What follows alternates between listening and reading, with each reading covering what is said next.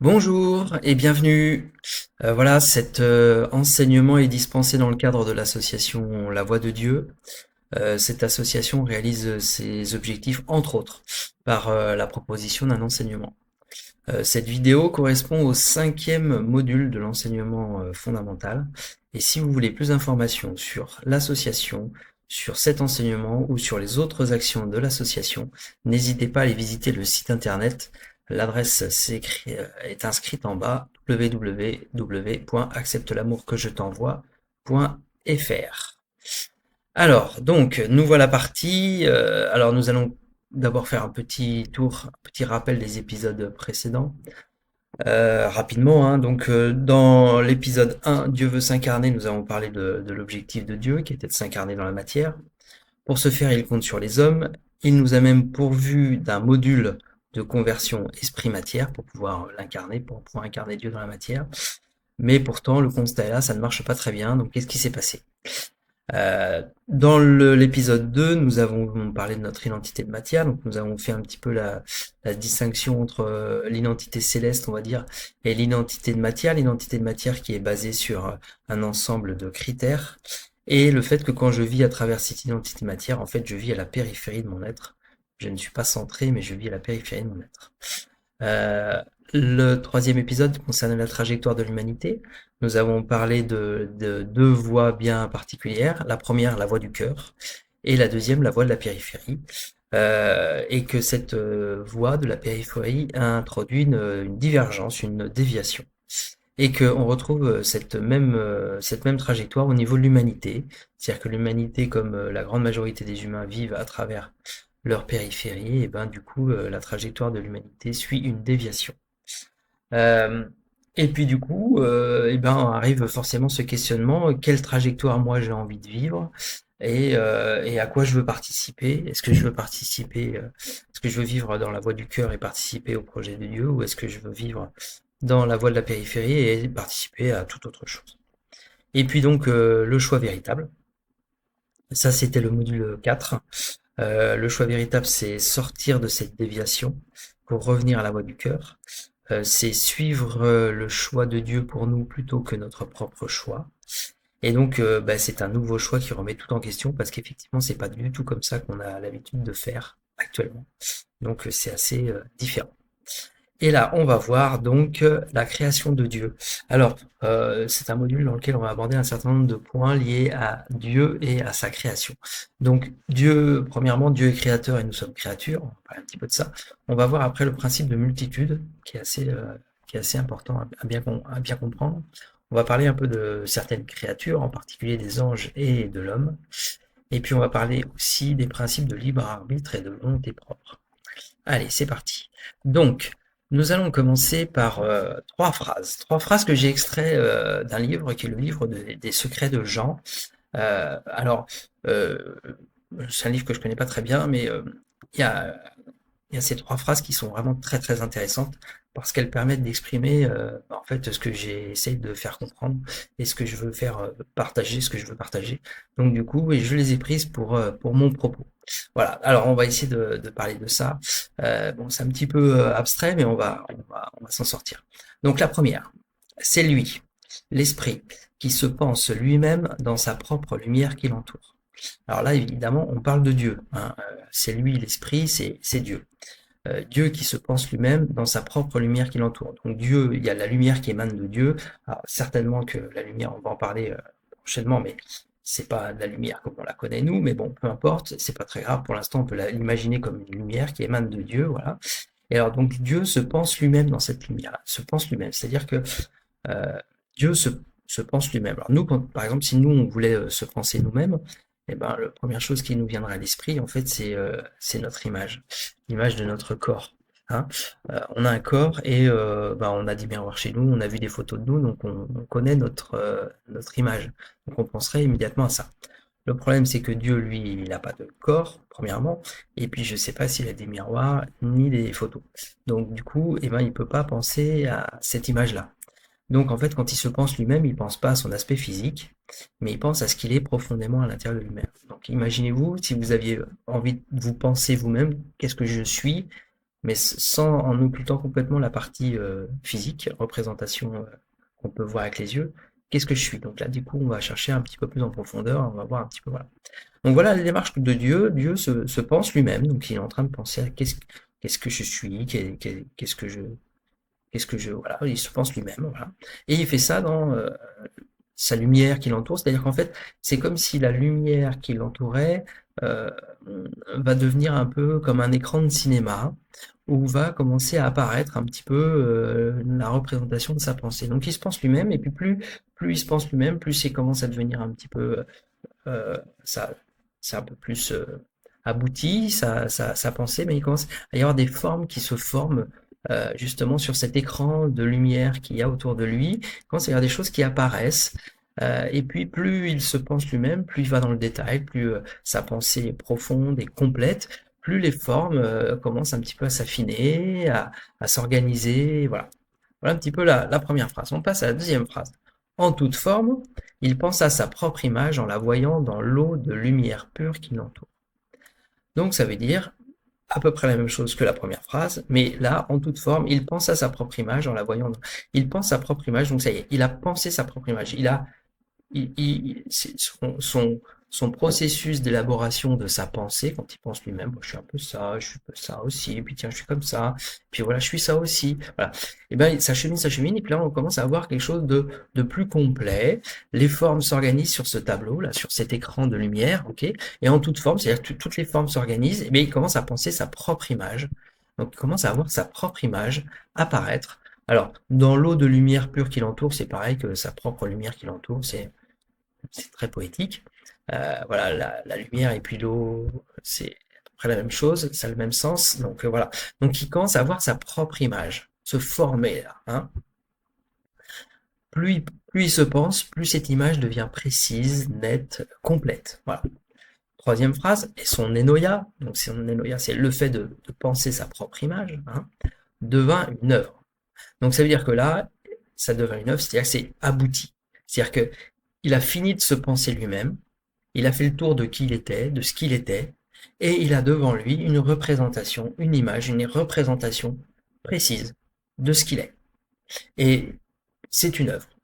Voilà. C'est pas juste un petit dessin vite fait, c'est une œuvre. Elle est complète et aboutie. Voilà ce que ça veut dire. Ok?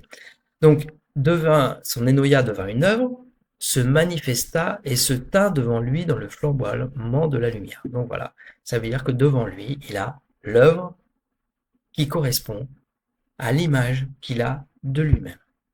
Ok? Donc voilà le processus qu'il a mis en œuvre. Voilà. Et puis donc, la dernière partie, elle est la puissance manifestée antérieure à toute chose. Ça veut dire que toutes choses ont été manifestées euh, postérieurement à cette image et à partir de cette image. C'est-à-dire que tout ce qui a été créé par la suite, par Dieu, vient de cette image. Est la manifestation de cette image, de cette œuvre. Donc de l'image qu'il a de lui-même. Voilà. Alors, on va reprendre un petit peu tout ça dans le bon sens. On va simplifier un peu parce que c'est un peu compliqué quand même. Alors, Dieu se pense lui-même. Petit à petit, une image se forme. Cette image se précise jusqu'à devenir la représentation précise de comment se pense Dieu lui-même. Donc ça y est, il a une représentation précise. Dieu fait de cette pensée, de cette image, une puissance, c'est-à-dire une possibilité qui va pouvoir manifester. Et la création de l'univers vient de son intention de manifester cette possibilité-là, c'est-à-dire cette image, cette représentation qu'il a de lui-même. Ok? Donc quand je vous dis que Dieu veut s'incarner, et bien là c'est une autre manière de le dire, peut-être un peu plus précise, peut-être un peu plus compréhensible. Dieu veut s'incarner, c'est-à-dire qu'il veut créer quelque chose dans la matière qui, qui corresponde à ce qu'il est lui. Voilà. Ok? Alors, avant Dieu, s'il y a eu un avant Dieu, il n'y avait rien. Donc en fait, il n'y avait rien avant Dieu. Dieu est le principe premier. Il n'y a rien avant et au-dessus de lui. Tout ce qui a été créé l'a été par Dieu et à partir de l'image qu'il a vue de lui-même. Ok, donc ça c'est important. Il n'y a pas d'autre entité créatrice quelque part. Il n'y a que Dieu qui crée. Dieu crée, voilà. Et tout ce qu'il a créé, il l'a créé à partir de cette image-là. Donc c'est comme ça qu'il s'est vu dans sa lumière. Voilà, c'est comme ça qu'il s'est vu.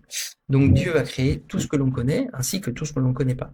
Parce qu'il a créé la création, mais dans la création, nous on connaît un petit peu du monde de la matière, euh, mais il y a plein d'autres choses qui ont été créées qu'on ne connaît pas. Hein. Tout ce qui fait partie du monde invisible, ce qu'on appelle le monde invisible, qui est le monde qui n'est pas le monde de la matière, on connaît très très peu de choses on connaît. On sait qu'il y a des anges, des esprits de lumière, des énergies, des choses, voilà. On ne sait pas trop en fait, hein. On ne connaît pas grand-chose. Donc il y a à la fois ce qu'on connaît, à la fois ce qu'on connaît. Mais tout ce qui a été créé, tout ce qui existe, ça a été créé par Dieu. Car Dieu est créateur. Voilà, et tout ce qu'il a créé, il a créé à partir de cette image qu'il s'est faite à partir de lui-même. C'est-à-dire comment il se pense lui-même. Donc il y a le créateur et sa création. Et il n'y a rien d'autre. Il y a Dieu et ce qu'il a créé. Il n'y a rien d'autre. Il n'existe rien d'autre. D'accord? Donc tout ce qui existe, à part Dieu, tout ce qui existe, tout ce qui a été créé, appartient à la création de Dieu. Ok? Et Dieu a créé tout cela pour que ça représente l'image qu'il a pensée de lui-même. Ok? Donc, voilà un petit peu dans le schéma très global dans lequel on se situe. Alors, dans la création de Dieu, il y a aussi des créatures. Et de la même manière, ces créatures vont participer à la représentation de l'image de Dieu que Dieu a pensé de lui-même. D'accord? Donc, tout ce que Dieu a fait, que ce soit les créatures comme les grains de sable, les planètes, et tout le reste, participe à la représentation de l'image que Dieu a pensée de lui-même. D'accord? Si ça existe, c'est que c'est Dieu qui l'a fait. Et si Dieu l'a fait, c'est parce que ça participe à le représenter. Voilà, ça c'est chose essentielle. Alors, maintenant on va parler du principe de multitude. Alors donc, pour cela on va parler justement des créatures, c'est-à-dire que pour manifester l'image que Dieu a vue de lui-même, il a besoin de créer des créatures. Donc il va créer une créature, d'accord? Alors, si Dieu crée une créature égale à lui-même, Dieu crée un autre Dieu. Donc c'est pas une créature. Ok? Ça, c'est pas la même chose. Je sais pas s'il peut ou pas, ou si, en tout cas, c'est pas l'objectif là. Il veut pas créer un autre Dieu. Euh, il veut créer une création qu'il représente, donc pas notre Dieu. Et dans cette création-là, il faut des créatures qui vont participer à le représenter. Sauf que ces créatures ne peuvent pas être égales à lui-même, sinon ça serait des dieux et du coup ça serait compliqué. Déjà avec un c'est balèze, alors si on en a plusieurs, c'est compliqué. Donc on va rester sur un seul dieu, et donc du coup il peut pas créer une créature égale à lui-même. Voilà, il est obligé de créer une créature qui est inférieure à lui-même. Donc toutes les créatures, tout ce qu'il a créé dans l'univers, c'est quelque chose qui est inférieur à lui, parce que sinon, si c'était égal à lui-même, ça serait un dieu, ça serait plus une créature. Alors le problème, parce que du coup ça pose un problème, c'est que dans ce cas-là, comment la créature peut représenter Dieu en fait, hein? Puisque il veut créer des choses qui vont le représenter lui, sauf que s'il crée quelque chose d'inférieur à lui-même, ça ne peut pas le représenter en totalité. Donc du coup c'est un peu problématique. Donc bon, il a beau essayer Dieu de mettre un peu ça dans tous les sens, on voit bien hein, qu'il mettre la créature à droite, à gauche, en haut, en bas, ça marche pas, qu'il essaye d'étirer au maximum la créature, non, il reste toujours un petit morceau qui est pas représenté, quoi. Hein. Donc ça marche pas. Donc il est un peu embêté par rapport à ça. Donc du coup, il invente le principe de multitude. C'est-à-dire que du coup, il va créer une multitude de créatures. Il va créer plein de créatures différentes. Et ainsi, eh bien, l'ensemble des créatures vont pouvoir le représenter dans la totalité. Hein. Et donc, comme une seule créature ne saurait représenter Dieu, eh bien, il en a créé une multiplicité afin que ce que l'une ne peut représenter, l'autre le représente. D'accord? Donc, aucune créature ne représente Dieu dans sa totalité, mais chacune participe à représenter un tout petit bout de Dieu. Et tous ensemble, eh ben, ça permet de représenter Dieu, l'image que Dieu s'est faite de lui-même quand il s'est pensé lui-même. Ok? D'accord? Euh, alors, voilà le principe de multitude. Maintenant, on va parler des créatures. Alors, on va parler principalement des anges et des hommes. Hein. Alors, les anges, rapidement, hein, on va pas faire, voilà, mais les anges sont de pur esprit, ils n'ont pas de corps. On va surtout voir les différences avec les hommes, en fait, entre les anges et les hommes. Et la différence, l'une des différences principales, c'est ça, c'est que les anges, ils n'ont pas de corps, ce sont des purs esprits, ok. Et puis, ils ont une intelligence qui est un peu différente de celle des hommes. Ils ont une intelligence qui est non discursive. Alors, une intelligence discursive, nous, on a une intelligence discursive, c'est-à-dire que on suit un fil de raisonnement et de compréhension, d'accord? On comprend ça, ce qui nous permet de comprendre la suite, et après on suit le fil du raisonnement, et puis on comprend. Voilà. Les anges, eux, ils ont une intelligence qui est pas comme ça, ils ont une intelligence qui est intuitive, immédiate et illuminative, c'est-à-dire qu'ils saisissent tout d'un seul, tout d'un coup, ils comprennent tout d'un coup, voilà. Ils sont pas obligés de suivre un fil qui leur permet de... Voilà. Donc voilà un petit peu la différence au niveau de leur intelligence. Alors ils sont répartis, ils sont organisés en 3 règnes, qui chacun contient 3 corps. Donc ça fait au final 9 groupes. Donc on parle des 9 corps angéliques. Okay. Alors ce qui est vachement important pour les anges, c'est comment ils sont organisés. C'est-à-dire qu'ils sont hiérarchisés en fonction de leur éloignement de Dieu. En fait, il y a Dieu, et les anges, c'est comme ils sont entre Dieu et nous, et le monde de la matière. D'accord. Alors, il y a les anges qui sont le plus près de Dieu, il y a les anges qui sont au milieu, et puis il y a les anges qui sont le plus près du monde de la matière. Voilà, ils sont organisés comme ça. Donc, en fait, ils apparaissent comme autant d'intermédiaires entre Dieu et le monde de la matière. Ok. Du coup, avec cette organisation des anges-là, on peut considérer que la création, cet âge est organisé en degrés, en étages. C'est-à-dire qu'il y a le règne minéral, après il y a le règne végétal, on vient à ensuite le règne animal, on passe au règne de l'homme, et après on a les 3 règnes des anges. Voilà. Donc voilà un petit peu comment est organisée la création. D'accord. Alors, une petite précision quand même qui est importante, c'est que le règne de l'homme a une place très particulière.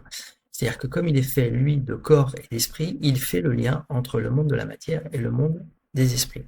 Alors, on va voir un petit schéma qui permet de visualiser ça un petit peu mieux. Donc, il y a Dieu tout en haut, ok. Ensuite, en dessous, il y a le monde invisible, qui est, donc on retrouve les 3 règnes des anges, le premier règne, le deuxième règne, le troisième règne, hein, qui sont organisés comme ça du plus proche de Dieu au plus éloigné de Dieu. Il y a tout en bas le monde sensible, c'est-à-dire le monde des sens, le monde de la matière, ok, avec 3 règnes, le règne minéral, le règne végétal et le règne animal. Et entre ces 3 règnes du monde sensible et les 3 règnes du monde invisible, il y a le règne de l'homme. L'homme qui a les pieds sur terre et la tête dans les étoiles. Hein, donc il appartient à la fois au monde de la matière, puisqu'on a un corps de matière, on a nos sens et tout ça, voilà. Hein. Mais on a aussi un esprit. Et du coup, eh ben, on fait partie, à partir de ça, du monde invisible. Donc on est à la jonction des deux, mais on a un pied dans chaque, enfin plutôt les pieds voilà, et la tête là-haut, et on fait le lien en fait entre ces deux mondes-là. Ok. Donc Dieu mise sur nous pour incarner son esprit dans la matière. On en a parlé ça au moment quand on a vu Dieu s'incarner. Pour cela, Dieu nous a même doté d'un module de conversion esprit-matière. À partir de notre esprit, on peut créer de la matière, puisqu'on va amener à avoir des effets dans la matière. Voilà. Et Dieu nous a positionnés à la jonction du monde des esprits et du monde de la matière. C'est pas pour rien. Voilà. Hein. Donc voilà, les choses sont pas faites par hasard. Et tout s'organise en fait. Alors, pour continuer sur les créatures, donc Dieu a créé les créatures, il a créé les anges, il a créé les hommes, il a créé les animaux, etc. Mais ce qu'il faut bien comprendre, c'est qu'au-delà de la création, d'avoir créé les hommes de manière générale, Dieu crée aussi chaque créature individuellement. Ok, donc ça c'est important parce que peut-être on n'en a pas forcément conscience. Donc, il dépose en chaque créature tout ce dont la créature a besoin pour prendre sa place dans l'ordre divin. C'est-à-dire que à chaque fois qu'il y a une créature qui naît, un homme, un animal, quoi que ce soit, eh bien, c'est lui qui participe à la création individuelle de cette créature-là. Ok.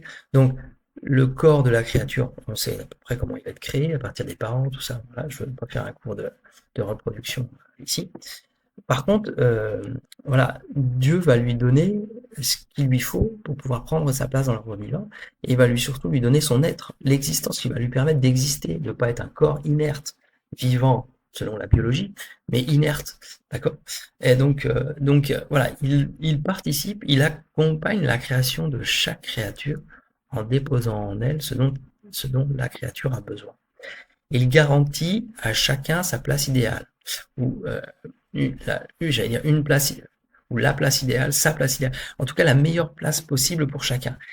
Comme il crée chaque individu, il connaît exactement cet individu, il sait exactement ce qu'il est, et donc il peut prévoir la place idéale pour cet individu-là, d'accord? Et il va lui garantir cette place-là. Il va lui proposer, lui garantir cette place-là, ok? Les créatures n'ont rien à créer, rien à inventer, n'ont pas à se transformer de rien du tout.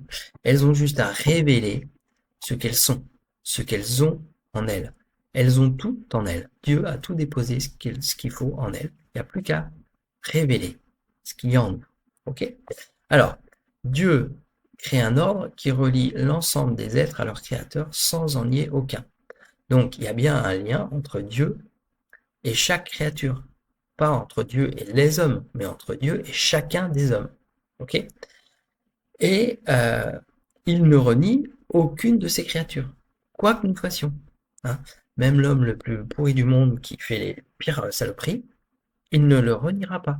Il le considérera toujours comme ses créatures, comme sa créature. Il ne dira pas ah, tu fais n'importe quoi, et dégage, je veux plus de toi. Non, non, t'es pas ma créature, toi, t'es n'importe quoi, c'est pas possible. Non, jamais. Jamais, jamais, jamais. Il reconnaîtra toujours sa créature. Ok? Quoi que nous fassions. Et Dieu ne coupe jamais le lien entre lui et ses créatures. Jamais. Ok? Il garde toujours un lien. Tout ce qui est créé est ordonné à cette fin. C'est l'ordre divin. Alors ça veut dire quoi? Ça veut dire que tout ce qui est créé est mis en ordre pour garantir cela. Ok? Alors, l'ordre divin, du coup, c'est ça l'ordre divin, cet ordonnancement, et du coup on va voir un peu plus en détail ces règles-là de l'ordre divin. Donc les règles de l'ordre divin. Premièrement, Dieu souhaite notre existence. S'il ne souhaitait pas notre existence, nous n'existerions pas, puisque c'est lui qui nous donne notre existence. Ok? Donc, Dieu le souhaite qu'on existe, et Dieu nous donne cette existence. Dieu nous prévoit la meilleure place possible pour nous. Dieu dépose en chacun de nous tout ce dont nous avons besoin pour prendre notre place dans l'ordre divin. Alors, évidemment, une petite précision comme ça, quand même, c'est pas parce qu'il garantit cette place-là que nous, on va la prendre. Ok? Mais bon, en tout cas, lui, il fait ça.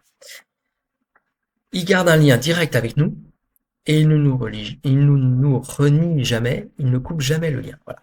Donc, tout ce qui est créé est ordonné à cette fin, c'est-à-dire tout est mis en ordre pour respecter ces règles. L'ordre divin, c'est l'organisation pour que ça puisse fonctionner ainsi. Ok? C'est pas pour qu'on fasse ceci ou pour qu'on fasse cela, c'est pour que ça fonctionne ainsi. Alors, on va parler plus spécifiquement là du lien à Dieu. Hein. Je dis, on a un lien entre nous et Dieu, et Dieu ne coupe jamais ce lien-là. Alors, on va voir aussi un petit supplément d'information. Donc ici, vous avez en haut Dieu, et puis en haut, vous avez trois bonhommes. En bas, vous avez trois bonhommes, je sais plus ce que j'ai dit, c'est pas grave. Donc, et vous avez un lien qui nous relie chacun individuellement à Dieu. Individuellement à Dieu, d'accord? Et puis, nous avons aussi des liens qui nous relient entre nous. Ok? Entre nous, c'est des liens horizontaux. Avec Dieu, c'est des liens verticaux. Si vous voulez voir Dieu, il faut lever la tête. D'accord? Si vous regardez horizontalement, vous verrez des hommes. Alors, moi, je suis le bonhomme du milieu. Donc, vous voyez les liens sur lesquels je peux agir. C'est ce lien-là, c'est le lien qui touche le bonhomme. Donc, c'est mon lien à moi vers Dieu, de Dieu vers moi. C'est pareil, c'est des bidirectionnels. Le lien qui va au bonhomme de gauche et le lien qui va au bonhomme de droite. Ok? Voilà. Donc moi, je peux agir sur ces liens-là. D'accord? Par contre, je ne peux absolument pas agir sur ce lien-là ou ce lien-là. D'accord? Donc, chaque être humain ne peut pas agir sur les liens qui relient Dieu aux autres êtres humains. D'accord? On ne peut pas. Donc nous, on peut agir que sur le lien qui nous relie à Dieu. Donc ça, c'était une petite précision qui peut avoir son importance. Alors, ensuite, le principe de libre arbitre et de volonté propre. Alors, donc, À l'instar des anges, Dieu nous a donné l'être et la puissance. La puissance, c'est le potentiel, c'est la possibilité d'incarner des choses. Donc il nous a donné la possibilité d'exister, la possibilité d'incarner des potentiels. Pour cela, Dieu a créé les hommes avec l'intelligence, la volonté propre et le libre arbitre. Ok.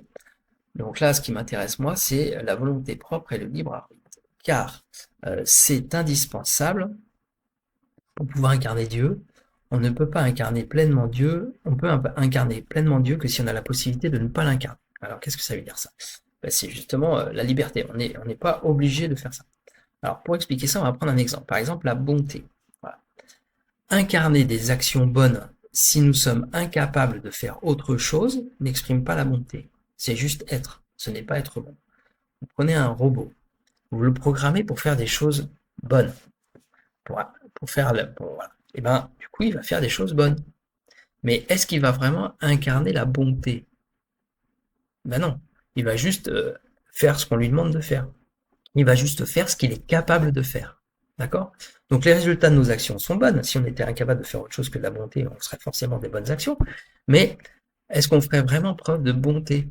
Hein? Il y a une différence entre faire des actions bonnes et être bon. Hein? Voilà. Donc la bonté véritable ne peut s'exprimer pleinement que si elle est le résultat d'un choix entre être bon ou ne pas être bon. Bon. Je passe dans la rue, est-ce que je vais aider la personne ou est-ce que je passe mon chemin? Ok? Si je suis programmé pour aller aider la personne, je vais aider la personne, ben c'est bien. Voilà. Si je suis libre de mes actes, est-ce que je vais aider la personne ou est-ce que si je décide d'aider la personne, et ben là je fais vraiment acte de bonté dans le sens où je fais le choix de faire ça. Et je suis pas obligé. Rien ne m'oblige à faire ça. Rien ne m'empêche de passer mon chemin. D'accord? Et donc, ce choix, à partir du moment où il est libre et volontaire, il n'a pas du tout la même valeur que s'il est obligatoire et forcé. Hein? Bah, pourquoi tu fais ça? Bah, j'ai pas le choix, je le fais. Voilà. Ah bah, t'es sympa, t'es gentil et tout, c'est cool. Bah, j'ai pas le choix, je le fais. Voilà. Non, j'ai le choix et je ressens des choses en moi qui font que bah, je vais aller faire ça. Voilà. Donc ça n'a pas du tout la même valeur. Et c'est pourquoi Dieu nous a dotés de volonté propre et de libre arbitre. C'est pour pouvoir faire des choix libres et volontaires. Parce que les choix libres et volontaires n'ont pas du tout la même valeur que les actions qu'on est obligé de faire. D'accord? Donc pour pouvoir incarner pleinement quelque chose, il faut que j'ai la possibilité de l'incarner ou pas l'incarner. Si je l'incarne vraiment, ça veut dire que je fais le choix libre et volontaire de l'incarner pleinement. Et là, du coup, ça a une toute autre valeur. Et Dieu veut qu'on l'incarne dans la matière, mais pas qu'on l'incarne parce qu'on est obligé de l'incarner. Il veut que ça vienne de quelque chose de libre et de volontaire. Parce que du coup, ça n'aura pas la même valeur. L'incarnation qui sera réalisée n'aura pas du tout la même valeur. Ok? Donc, pour pouvoir participer à notre échelle à réaliser un monde correspondant à l'image de Dieu, que Dieu a vu dans sa lumière, il est indispensable de posséder cette volonté, cette liberté. Ok? Sinon, ben, on ne peut pas participer avec la même intensité ou la même valeur. C'est pas pareil. Si on était obligé de faire ce que Dieu nous demande, eh ben, ça n'aurait pas du tout la même valeur que si on le fait de manière volontaire et libre. Voilà. Le problème, évidemment, c'est qu'à partir du moment où on a notre volonté propre et la liberté de faire ce qu'on veut, on a aussi cette liberté de faire nos propres choix et donc de faire d'autres choix que cela. C'est-à-dire on peut participer à la création du monde de Dieu, au projet de Dieu, à l'incarnation de Dieu, mais on n'est pas obligé. Donc on est libre de faire autre chose. Voilà. Et c'est là qu'on voit que Dieu nous a créés libres sans attendre quoi que ce soit de nous. Il n'attend rien en retour de nous. D'accord? Il souhaite et il espère qu'on va participer à son projet. Mais il nous a donné la vie sans obligation en retour. Et c'est là qu'on voit que c'est vraiment par pure bonté. D'accord? Hein? C'est la différence entre avoir un enfant et faire un robot. Si vous voulez vraiment que quelqu'un fasse ça ou ça, bah, je vous conseille de faire un robot et de le programmer pour faire ça et ça. Ok? Si vous voulez vraiment que quelqu'un fasse ça et ça, ne faites pas un enfant. Si vous faites un enfant, bah, vous n'êtes absolument pas sûr qu'il fasse bien ça ou ça. Hein? Je pense que ça doit parler à tout le monde. Voilà. Donc, si vous voulez être sûr qu'il fasse ce que vous voulez, ben, vous faites un robot, vous le programmez, et puis vous êtes sûr. Si vous faites un enfant, et ben, vous savez pas exactement ce qu'il va faire. Ok? Parce qu'il il sera libre. Il sera pas obligé de vous écouter. Il sera pas obligé de devenir médecin ou je sais pas quoi. Hein. Peut-être il partira faire complètement autre chose. C'est comme ça. Maintenant, vous voyez aussi que c'est pas tout à fait la même chose que de faire un enfant et de faire un robot. Hein. Vous pouvez vivre avec un robot, vous pouvez faire des enfants et vivre avec eux, vous verrez, il y a une petite différence. Voilà. Mais eh ben, il y a le risque que l'enfant il fasse pas ce que vous voulez. Ben, c'est pareil pour Dieu. Il a créé les hommes.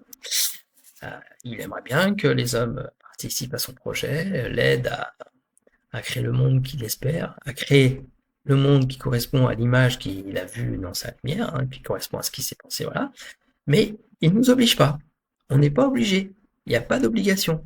Et malgré tout ce qu'on peut dire, on n'ira pas en enfer ou quoi que ce soit, voilà. Hein, il n'y a pas de truc comme ça. On n'est pas obligé. Mais il nous a créé avec cette liberté-là, par pure bonté, parce qu'il a envie qu'on existe et qu'on puisse vivre, et qu'on puisse vivre dans le monde qu'il a créé, mais aussi parce qu'il espère qu'on puisse faire le choix libre et volontaire de participer à son projet et de pouvoir vivre dans ce projet-là. Voilà, donc ce principe de liberté est fondamental, c'est-à-dire que Dieu nous a créés libres, euh, parce que c'est ainsi qu'on peut donner une valeur beaucoup plus importante à ce qu'on fait. Et cette valeur importante-là, elle est indispensable pour pouvoir représenter Dieu, pour pouvoir incarner Dieu, parce que Dieu, il a cette valeur-là. Voilà. Et donc, s'il veut créer un monde qui correspond à ce qu'il a vu dans sa lumière, à ce qu'il est lui, eh bien, il a besoin que ça se fasse comme ça. Donc, il nous a créé libre. Le problème de cette liberté, c'est que ça nous donne la possibilité de pas participer à ça et à faire complètement autre chose. Voilà. Donc, voilà le principe de libre arbitre. Alors donc voilà la création de Dieu. Donc Dieu veut créer ce qui correspond à l'image qu'il a pensée de lui-même. Voilà, ça c'est la première chose. Euh, il crée des créatures qui sont forcément inférieures à lui-même. Et donc du coup, pour que ces créatures-là puissent représenter ce qu'il est, il va en créer une multitude. Euh, Dieu crée chaque individu selon les règles de l'ordre divin. Hein. Et donc, entre autres, aussi, il crée des individus avec le libre arbitre et la volonté propre pour qu'on puisse réellement incarner ce qui est vraiment Dieu, pas juste une bonté artificielle. Mais voilà, pour l'exemple de la bonté, hein, Dieu n'est pas que la bonté, il est bien d'autres choses. Voilà, le prochain module, ça sera le module 6 et ça parlera de la lumière divine. Euh, je vous remercie beaucoup et je vous souhaite une bonne journée. Au revoir.